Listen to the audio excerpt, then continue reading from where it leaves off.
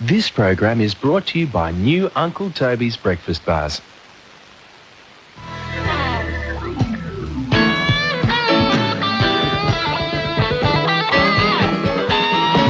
Tonight, Steve takes a stroll down memory lane with Cliff Robertson, Whoopi Goldberg, Jackie and Darren, Mike Myers and Dana Carvey, Sir Joe and Mickey Rooney. Plus, Steve vandalizes Channel 9. And live in the studio, Irish funny man Jamoan, heartthrob actor Kerry Elways, and Sophie, Bridget, Denise and Lillian help you clean up your act. But now, here he is, the man who enjoyed hosting a television show so much he bought the company, Steve Vizard.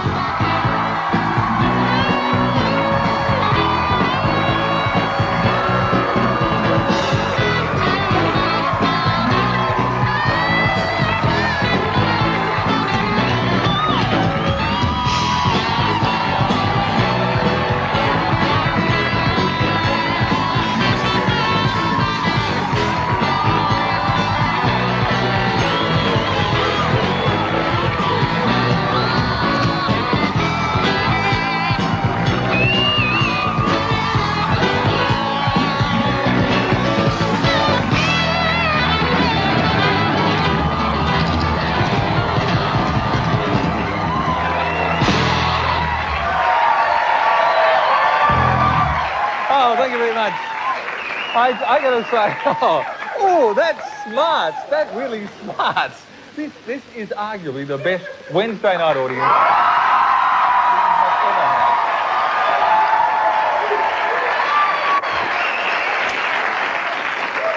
Well, Joel, here we are, the second. Just fill that up with you, Joel. If you, no. Come and sit here, Joel. Joel. Thank you. Here we are, thank you. Thank you very much. This is Joelle, everybody. She does... Just hold that for me. Here we are. The second last show, and it's hijinks. Only one to go. One more run down the stairs. One more 50 bourbons. One more game of dirty Scrabble with the band. And by the way, Sam, travel fat is not one word. One more night of...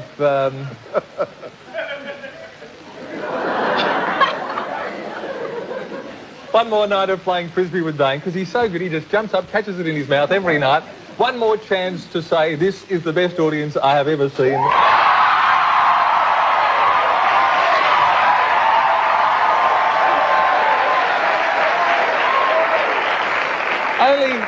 Only one more chance to say my special little prayer before the show. Please, God, don't let anything happen to the auto cue. One last night when Merv will knock on my door with those familiar words. Are you there, Bert? Only one more long, lonely walk back to the dressing room by myself to get the bicycle pump and the soap and the... Sorry, that's something else. Actually, there are... Travel fat is not one word, Sam. I've actually got two to go. We've still got this one to get through. And to get things rolling with our second last look back at the highs, the lows, I really would love a glass of... Thanks, Joel.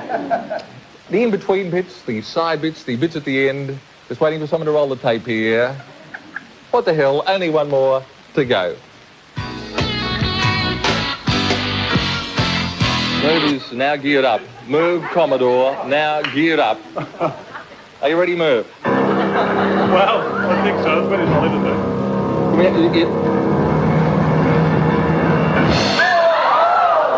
Sorry. It's off. Sorry.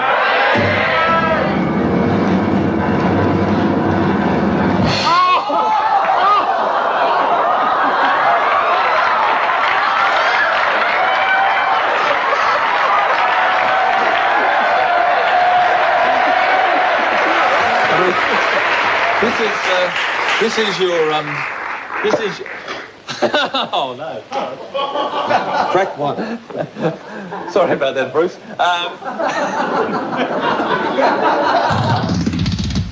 colours are a big thing. Would you ever wear anything like that, Joe? No, I don't think so. That is not my style. Could you imagine premiers in this sort of stuff?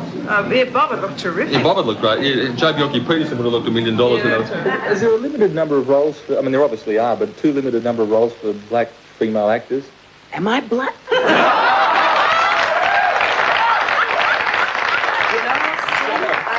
People have been trying to tell me this, I think, and I just never got. But I am black. Sorry, Whoopi, but My goodness. hello. Oh, hello there. G'day. How do you do? There you go. Good evening, sir. My name's Steve Vizard. Let me say this is live on television throughout Australia. Oh, I'm watching you. There you go. You're watching it? Are you involved in, what, transport or? Used to be. I fell off a road train up in the north. The profile of our average viewer. Gary, can we just have a look around the pad? Is any problem with that? Let's have a look around Gary's pad. Here's my favourite pool. Sorry? Here's my favourite pool.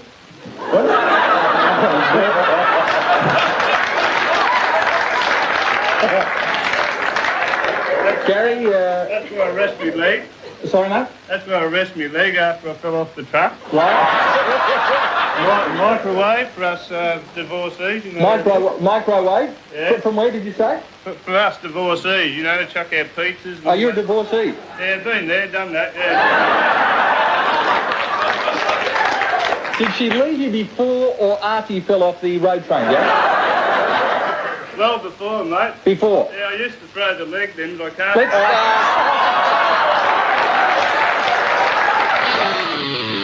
Have you ever driven under the influence? Yes, I have. You ever had an accident? When I was about 17. What happened? My car had another car, but I didn't back into a Maserati like the other guy since then. have you ever lost your licence? Yeah, my driving licence. Oh, shit, no. I wasn't interested in your marriage licence, so of course your bloody driving licence. You have to go for your test, your driver's test frequently, Bob? No, every 12. Every 12 months. Every 12 months. Gotcha. It's hard to be around other girls when you're around Rob Lowe, because they always tend to look at him and not you. You feel very diminished. I mean, you're on Australian television. You could say anything, really. You can expose him. I mean, is the guy an arsehole? Be frank. That's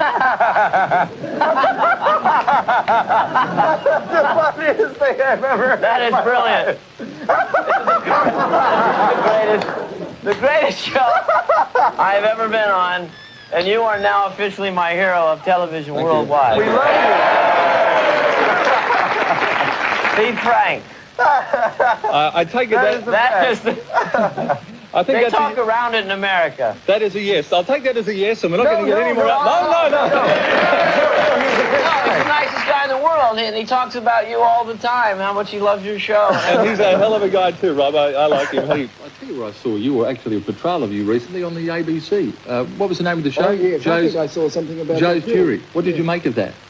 Well, I thought it was a tremendous waste of public money. For what purpose, I'm not quite sure, other than to ridicule the trial.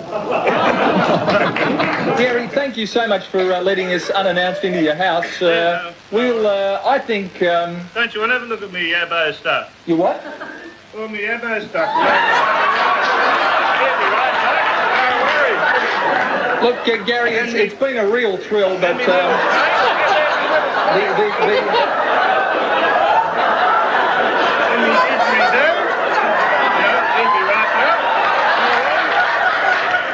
Look, Gary, we'll...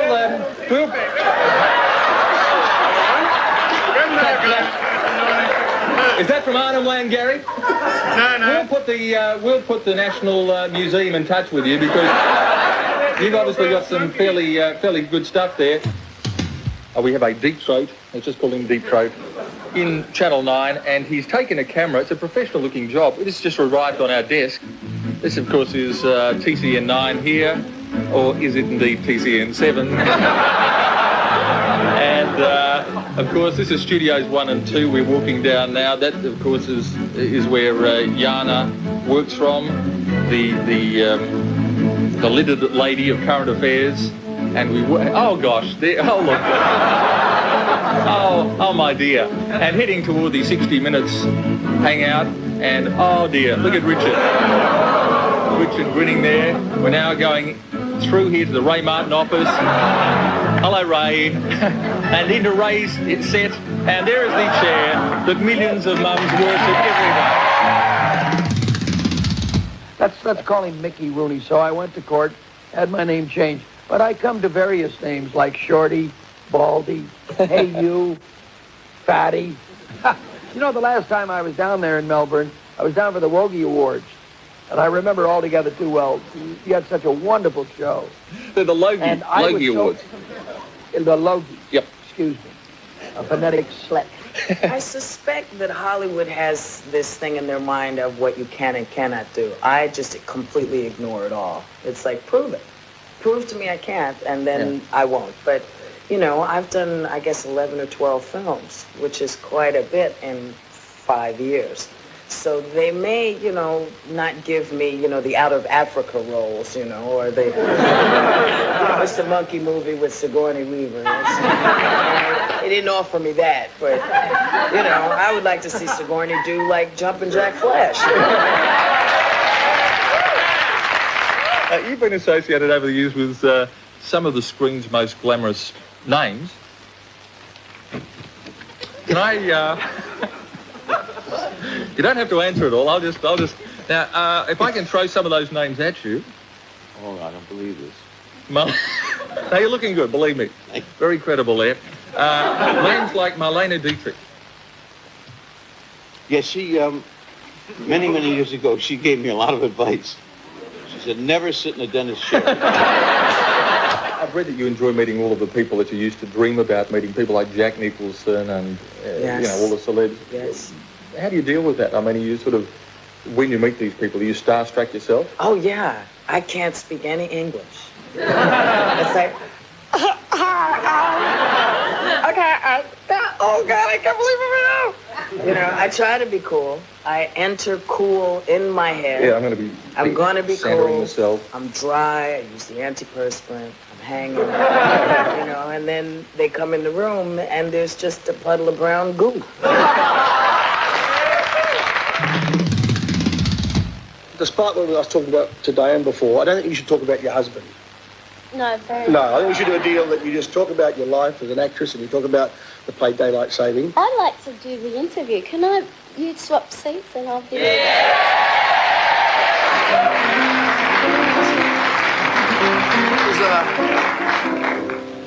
This part, believe it or not, is not exactly scripted. Okay. I want to know how you really feel when Vizard puts all that shit on you every night. You've got Mount Rushmore, you've got the Pyramid of Cheops, the Sphinx, and the 100-foot Darren Hinch poster. Have you ever actually modified a poster of this size before? No, I've never had the pleasure. I did a chapel or two in Rome, but never anything like good work, what they took the 3 or 4 years. Yeah. Cliff, how's it going up there?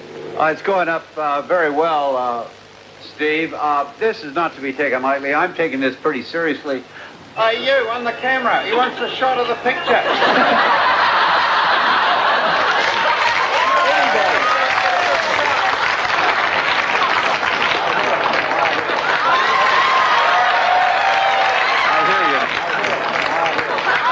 And I went to one of those fat farms, you know, and I was there for about 3 weeks.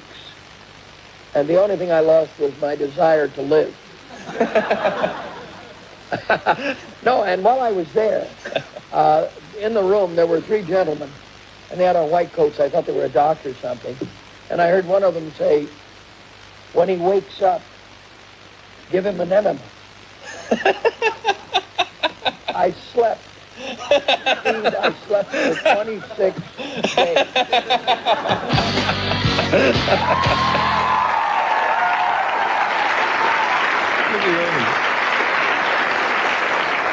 Lovely guy, and we've had some good memories over the years. Let's get right into it. Here's the latest news headlines with Sally Moore. Thanks, Steve. In tonight's news, drug squad detectives crack a major heroin distribution network. Controversy over a $47,000 compensation payout to the wife of former Tourism Minister John Brown. The government promises to act over the freezing of funds from the Fred Hollows Foundation, a final farewell to 11-year-old AIDS victim Eve Van Grafhorst, and a trial date set to hear child molestation allegations against Michael Jackson. Thank you, Sally. And might I say, what a fantastic pearl necklace. Your own selection? Wardrobe, actually. Wardrobe did it, but she looks $1 million. Something we haven't done for a while, but I think we're going to do it. This is probably the last time we ever do it. Viewer faxes.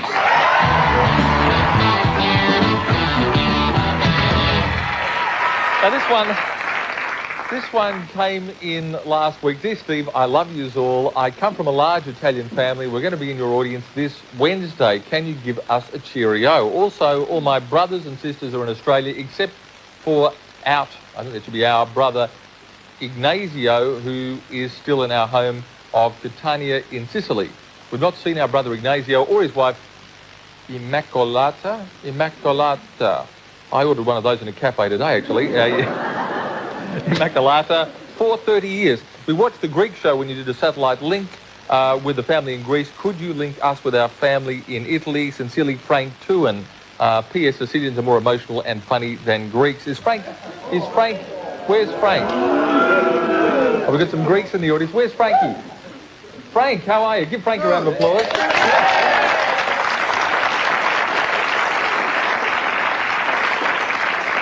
And Frank, when you say you've got the whole family in, which is the whole family? Who's there?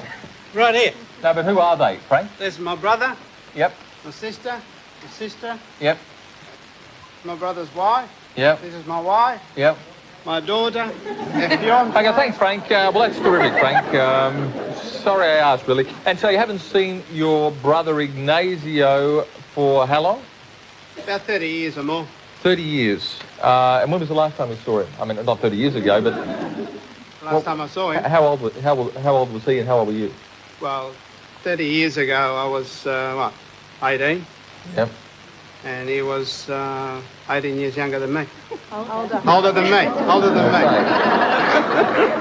That would have put him pretty much at an over-sperm situation. Yes. I tell you what... Well, I'm number 10. I'm sorry? I'm number 10. You're number 10?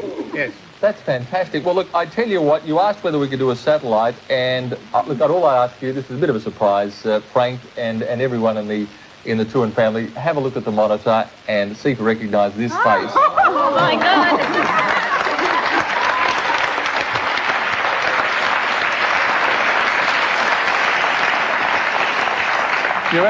Frank, do you recognise those faces? Yes, I do. Very familiar. Do you want to chat to them in, I believe it's Italian, I don't speak Italian, just chat away. Yeah. Ciao Ignazio, come stai? Rispondi. Bene, bene. Allora. You're a conversationalist, Frank. I am. Yeah, or could you order a capriccioso while you're at it? Ask them if they're excited to see you. Siete contenti di vederci? Senz'altro. Molto contenti siamo. E emozionati nello stesso tempo. Emozionato pure. Sì, pure sì, noi siamo emozionati. molto emozionati. Sì, contenti siamo. Speravo che questa avrebbe stata una riunione di presenza, ma purtroppo non è stato possibile. Ma speriamo che sia al più presto possibile. I can actually see a family resemblance. Could you ask them if they could just show us around their place at that end, where they're at that end? Just get them to show us around where they're at that end. Show us their house. Show us. Ci vuole mostrare la vostra casa. Adesso? Ci vuole mostrare. Dove si trovano adesso? Dove si trovano adesso? A Mineo? It's not a debate, Frank. I just like to have a look. It's really simple proposition. I would love to see their Can you house. show me where they are now? Yeah, just show us around where they are at that end. Could you ask them? Dove state però? A Mineo, a casa. A casa. A casa. Ce la fai vedere la casa? Ci fai vedere la casa? Senz'altro, perché no?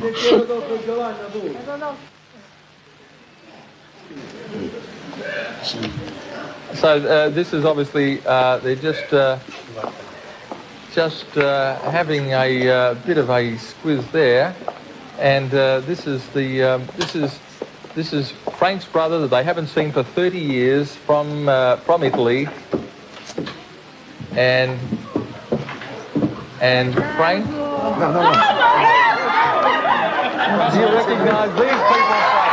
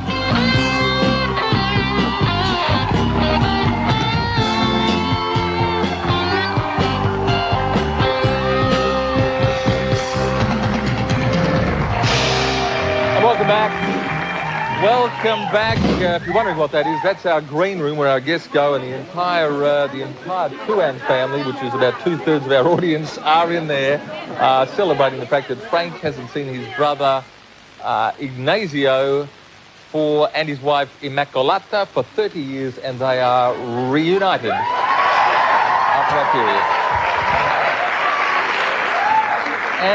And having a good time of it too. Speaking of being reunited, after a whole day, my wife's at home asleep. My mother is in the front row there. Hi, Mum, how are you?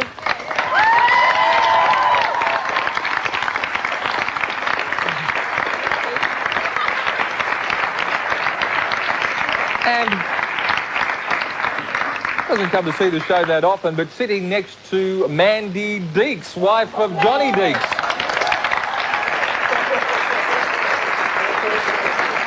And John, I should say, has done our warm-up since day one on this show. Here he is. This is the guy he is, and he is one of the greats.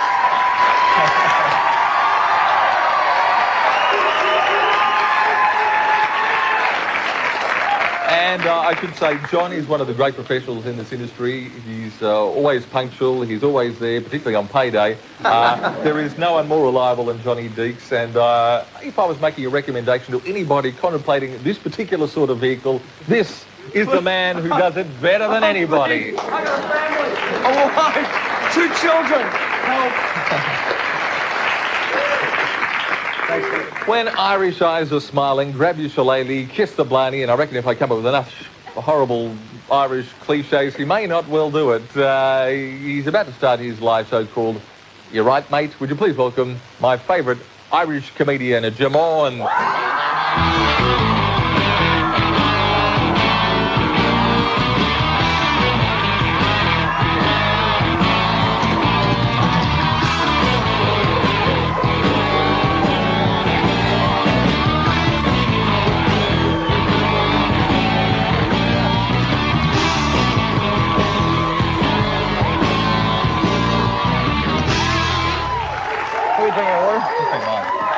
How are you, Jamon? I'm all right. What's the name of your new show? Is called You Right, Mate. Yeah, that's it. You right? Why is it called You Right, Mate? It just became a bit of a catchphrase. This little kid at the airport walked up to me the other day, about 4 or 5 years old, and went, "You right?" It was one of those things that stuck. I think it's just a great expression, I think. I mean, I asked the guy, when would you actually say you right? You right? And he said, like, say you worked in a hi-fi shop and someone walked in, picked up a TV and a video and just walked back out again. That's when you would say, you right? So every time ever since I think the guy goes, you right? Now you've got the Australian accent pretty much down off pat. Tell us about those fat blokes, because I every time I ask you this. A friend of mine pointed out to me, it's whenever they say something and then they've taken a bigger breath, so they've got more breath than they have words, so they've got this little bit of a breath left after they've said, "Here you go, mate," and then they've got to get rid of this air and they go, "Here you go, mate." When I first came here, I worked on a building site with a guy, and that's where I picked up all those expressions. And one of the first things I noticed was that the mate thing, when people say mate, It's actually one word, Mate. but there's 3 different versions of it. There's like, whenever you're pissed off with somebody, you say a really quick, short one. You go, oh, mate. and then when you want somebody to do something for you, it's slightly longer, and you go, mate. And then when you haven't seen your friend for ages, and it's a big long one, you go, mate. It's all the one word and all these different versions. Mate, did you get a chance to go on holidays overseas, or was it totally work? I did go overseas for a while. I went for the first time, because I lived in London for about 4 years. And Australian people always say this, London must be great because it's so handy to Europe. I'm like, we would never even go to the shops, never mind go to Europe. I'd never been outside London. So for the first time I went to Paris. Mm-hmm. I was at the Eiffel Tower, and there's loads of tourists to be expected. And there's these Muslim ladies, and they were totally covered from head to toe in black outfits. And all you could see was their eyes, totally covered. About 7 of them. And they're taking photographs of each other. I swear to God. Now that's got to be a waste of film. And it wasn't just me that was laughing. There's 2 guys I didn't even know, and they're looking at me going, and I just thought, I wonder were they actually in behind the veil going. I actually saw a great wanted poster in a police shop. I swear to God, it was a woman, obviously after a Muslim woman, and all you could see were the eyes. She had the veil on. You wanted this woman. Yeah, sure, we'll get her off. Did they get her? Yeah, they got her. She was at the Eiffel Tower, apparently. When you're overseas, say in Paris or in Ireland or in... Paris or in Ireland, that's like a... International jet setter, or in LA where you just came back from. Do you talk about your act? Do you talk about Australia, sorry, in your act? When I'm in Ireland, you don't mention it because people just get really, they get really peeved with you if you were to say, oh, by the way, I live in Australia. They just go, it's very much like Australia. If you said, oh, I live in America, they just go, get lost. You rude. But I do mention Australia. I mention things like the thongs and you right. But there's certain things, there's certain things I couldn't talk about that they wouldn't relate to because it's different when you live here.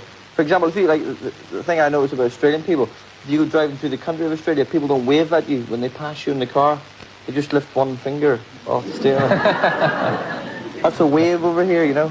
If you're lucky, you might get an old nod of the head as well if they're in the car. I imagine there's a Mexican wave going around the stadium and it came to the Australian section and everyone said, here it comes, here it comes. I'm talking to Jamal. Hey, we're going to go to the break with an excerpt from Standing on the Road. No Standing on the Road? Go to break. Let's go right to the break.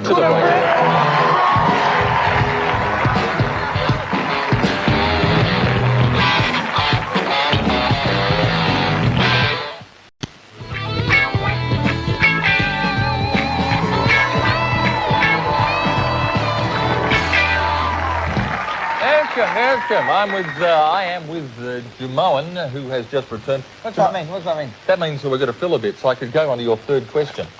Jumoan, I hear say you have a big willy. Oh, yeah. The only reason I'm asking that is because... I can't believe you did that to me. I wrote that as a joke, just for a laugh. But you do admit that you wrote it? I did, yes. Okay. This man's film credits include... my mum's not going to have it there. She's in Ireland. My mum's sitting in the front row. This man's film credits include... Mum, we're only gagging up here. This man's film credits... She's leaving. This man's film credits include Days of Thunder, Hot Shots. He's the star of the new Mel Brooks film Robin Hood, Men in Tights, which opens on January 6th. Have a look at him in action. Please welcome a man who's buckled more swatches than Errol Flynn and Kevin Costner put together, Carrie Elways.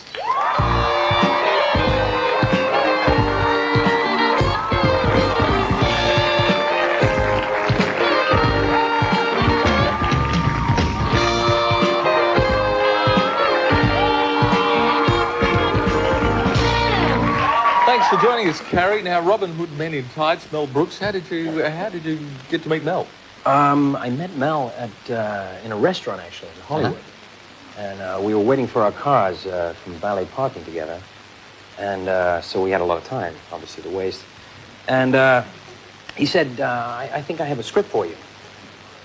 And so I said, well, what is it? He said, oh, I can't tell you all about it. I haven't finished it yet.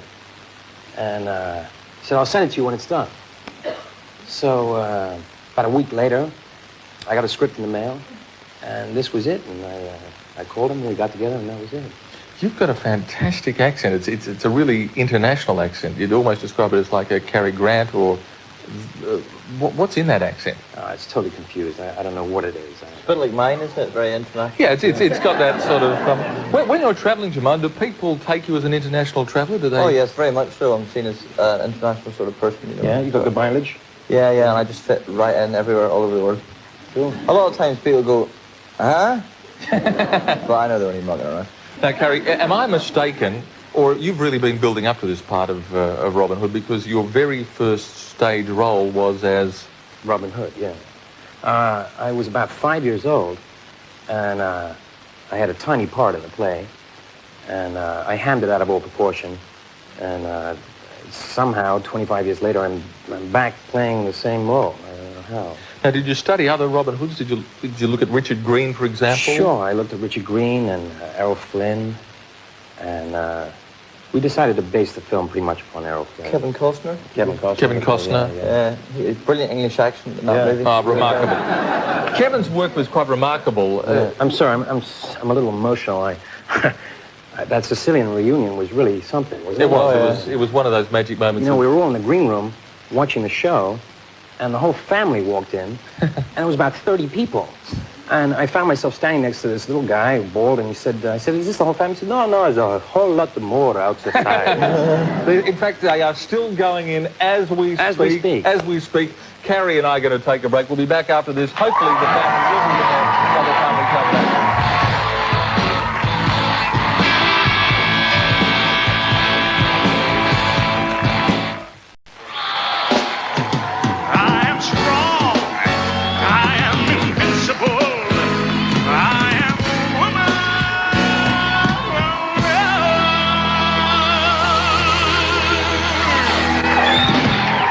Welcome back. It is that time of Tonight Live where we ask you to jump on board, fasten your seatbelt as we take on the last ride on that crazy, emotional roller coaster of life. It's time for the final chapter of our caring, sharing segment we call Clean Your Act. And tonight's... I know it's... Centre. Tonight's panellists are Lillian Frank, Bridget Duclos, Sophie Formica, and Denise Scott. And girls, let me say, you look absolutely... amazing tonight. Sparkle. Go for it. Say we look good. You look devastating. Come on, Steve. Let it rip. Where we got it from? Where did you get it from, Lillian? Oh, I must have, because we didn't borrow them, you know that. We didn't buy them. From Louis Farrow in Tourac. Louis Farrow? Well, they look absolutely stunning. Thank you. And would they resell these? Don't ask us questions on air. Okay. Last week, this is a cry for help from a star-crossed lover of Canberra. Last week, I ran into the back of a car, and as fate would have it, I have fallen in love with the other driver. Oh, right. Unfortunately, she's still furious with me. How can I get her to look past the damage and see we were made for each other? Lillian. Well, when you bang into somebody from the back of a car, it doesn't mean you fall in love. You want to find quickly the insurance companies so that you can pay. But there again, if you're so madly in love with her, I've got an idea. Go buy her a new car. Oh.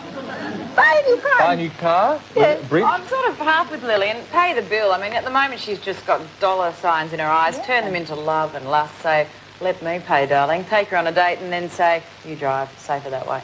Okay, good answer. So... Well, personally, I don't blame her. I don't think I'd fall in love with somebody if they bumped me from the rear. No, I mean, really, it's not a nice thing to have happen to you, especially when you're a girl, because statistics show us, Steve, that women have far fewer accidents than men.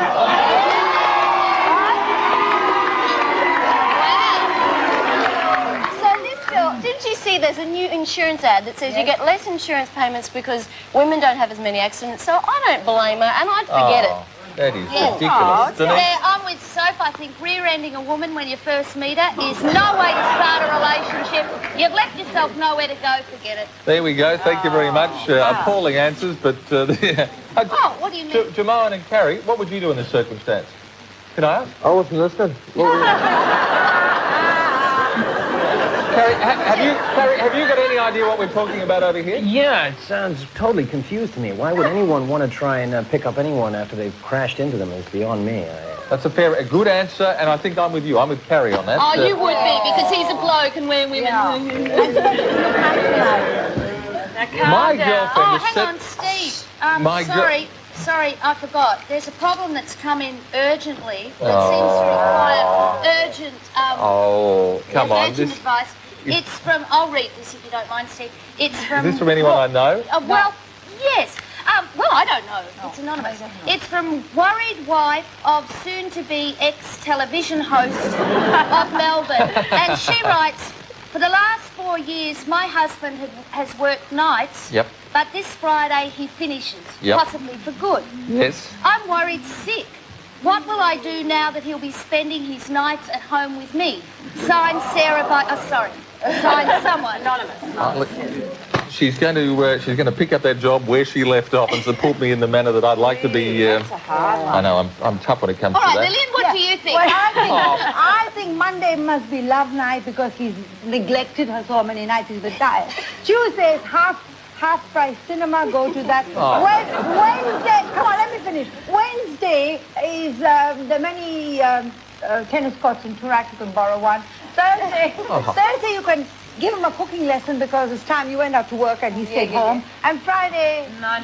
Go... No, they've got to get to know each other again. They don't know each other. You need a few icebreaker Have you met competitions. Sarah?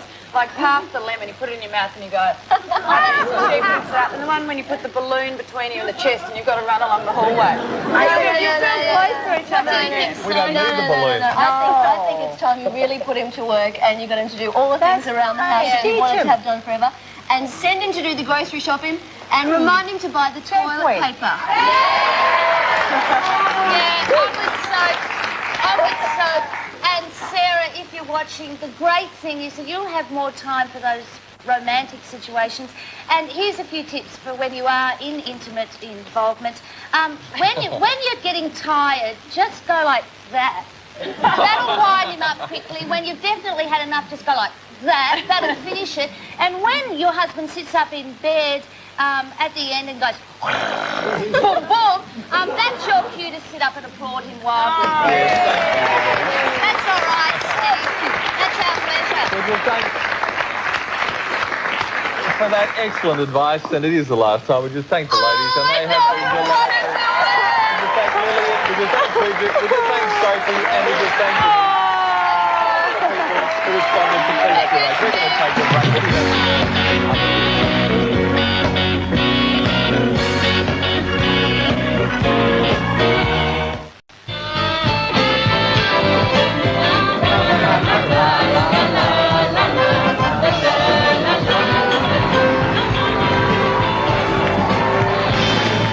Welcome back. Very happy Italians in the green room there. Very happy ladies here. Carrie doesn't know what the hell's going on, and Jermaine is having the time of his life. But right now it's time for the latest news with Sally Moore. Hello again. Drug squad detectives in 4 states today smashed a major heroin distribution network centred on Sydney and Melbourne. High-grade heroin with a street value of $2.5 million was seized in a series of raids and several people arrested. They'll face court tomorrow in Sydney and Melbourne.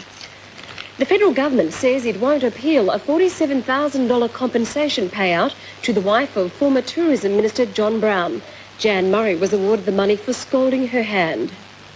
Jan Murray won the payout for injuries she received while making a cup of tea in her husband's suite. She scalded her hand when a pipe burst, spraying out hot water. The Browns racked up more than $35,000 of free travel on the government's Gold Pass airline ticket scheme last year. And a counter-claim today by Paul Keating about the Fairfax newspaper ownership promises made to the Canadian media baron Conrad Black. And said to the foreigner, here's 100% if you want it, providing you're with us. That's John Hewson for you, Mr. Speaker. There was an angry denial from John Hewson. I have never given Conrad Black a commitment to go to 100% or to 50% or to any specific number. No, but it is your dirt.